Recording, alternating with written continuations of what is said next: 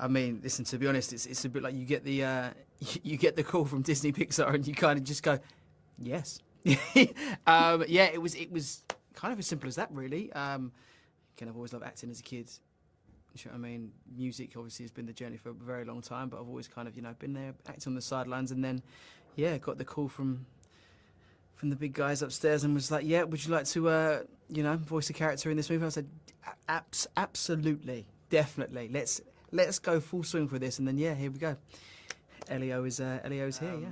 Yeah, just incredible to I suppose, just not so much even see the reaction through it, but I suppose just after it, just the emotions that even they were going through and all sorts, and the excitement beforehand, and I suppose even how emotional, especially my eldest, kind of went through that little roller coaster, as Disney Pixar like to kind of do with their movies. Do you know what I mean?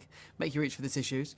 Yeah, I think his words were, I loved it. I was I was kind of upset at the start, but then it's just kind of, just obviously have that massive lift throughout the film, and absolutely loved it. So, yeah, you can't be mad at that.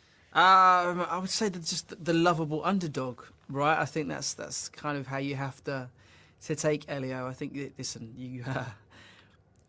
I think as people, you always kind of want to have that thought and process and mindset, sorry, of, there's something out there bigger than I am, and I may belong in a, if you're not obviously in a comfortable environment, whatever it may be, but there's something out there that's bigger and meant for you. Elio goes off to find it, finds his comfort, finds his happy place, let's say, and obviously the adventure along the way kind of becomes the leader of Earth out of nowhere, which I'm sure, not a bad little title to have. But yeah, as you said, the adventure kind of continues from there, right? And I think the shell that he's kind of in at the start kind of gets shed, and the confidence is built, as you can see throughout the movie. And it's just lovely to kind of, I suppose, to see that and teach that journey to, kids and people as well. Do you know what I mean? Adults, of course, they're going to be watching this. So it's, that underdog that definitely becomes that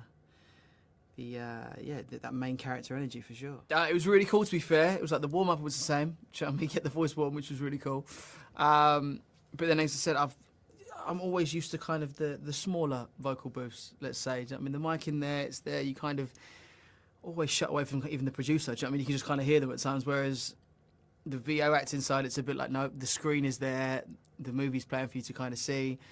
Loads of people in the room giving the encouragement. The directors are there as well, obviously just giving you the pointers that you need. And yeah, it was, listen, for me, in terms of a first-time voice acting, it was an incredible experience. Do you know what I mean? You just kind of have that, you're brought into this world, and it's made to feel so comfortable. So all kind of nerves are almost left at the door, and you're just ready to give it your best. Yeah, definitely. I think especially when it comes to kind of, I suppose, voice acting, it's probably about notation, and whether it be accents or just in terms of feeling, whatever it may be, emotion towards the voice, whatever, that you have to kind of, I suppose, just use notation really well. So that was kind of nice to kind of get that feedback in from the directors, to be like, great projection here, great voice, very clarity and all this, and it's like, okay, cool, we're off to a good start. Yeah, which was really, really cool. So it was nice to kind of be able to track and follow along and actually, I suppose, move the voice around the character as well, which was really, really cool. And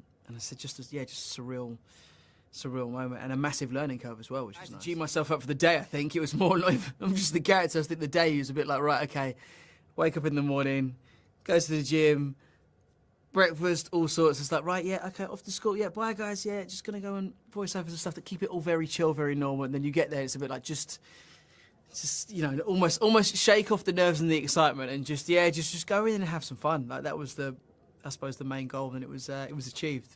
Definitely, I think it has to come into the mix. Like I'm really enjoying the kind of acting side of stuff now, for sure. So it's listen, you start with opportunities like this. It's a big one. So you just have to kind of go, okay, I'm sure reality will come slap me in the face soon enough. But at the same time, you kind of count your lucky stars that you get these opportunities. And yeah, listen, as I said, I'm going to hold on to it with both hands. Oh, so. I mean, characters, I think for me, it was probably Buzz Lightyear.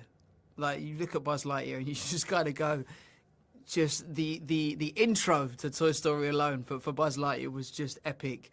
And then the voice just kind of having that realization of, I'm like an astronaut that saves the world and all this kind of stuff, then having the realization you're a toy, it's a bit like that. That's an emotional roller coaster in itself, I think, and that would have been really fun.